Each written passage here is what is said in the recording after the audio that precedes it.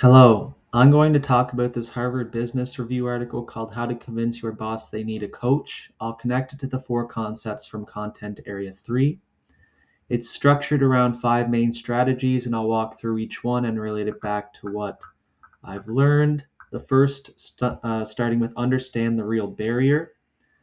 It focuses on understanding why leaders resist coaching in the first place and explains that resistance to coaching typically falls under three categories: ego, misconceptions, and time restraint constraints. This connects really well to the concept of feedback. It talks about how people are often uncomfortable receiving feedback and may become defensive. That's exactly what's happening here. Leaders may see coaching as a threat instead of an opportunity to connect to team management. Because if a leader avoids feedback or development, it can impact how they lead their team and communicate with others. If we continue down to the second, it talks about how to actually introduce coaching. It says to anchor the suggestion in what they themselves have expressed as difficult, as it says here.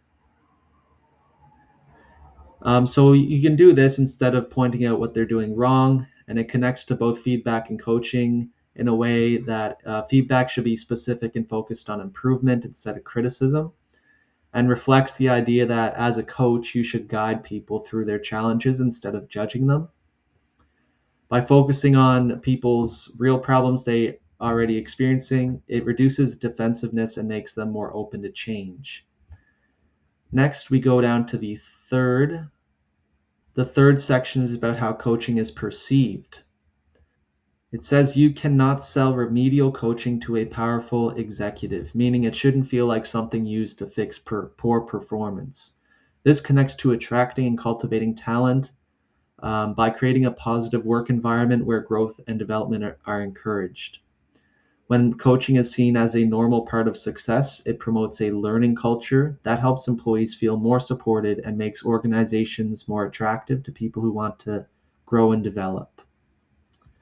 Next, we'll move down to number 4, choosing the right messenger. It focuses on who should suggest coaching. And it says sometimes the safest way to introduce influence upward is not to be the sole messenger. This connects to team management, especially around collaboration. It basically talks about engaging different people, including external colleagues and partners. That can improve team motivation or outcomes. And it just goes to show that leadership and influence don't come from just one person. Different perspectives and leadership and different perspectives and relationships can play a role in driving change. And the last heading here suggests making coaching feel less like a big commitment. It says to lower the stakes by proposing a short trial, like coaching for a limited time. This connects to both team management and coaching by talking about trying new approaches and learning through experience. By treating coaching like kind of like a short-term experiment, it makes leaders more open to it and reduces stress or resistance. So in conclusion, this article kind of shows that leadership development and coaching are all closely connected. Um, it supports growth at all levels, really. It shows how that can happen, and also goes to show how feedback can improve performance and awareness. And I think that the main takeaway is that coaching isn't about fixing problems, but helping people, and in this case, leaders, to continue and grow over time.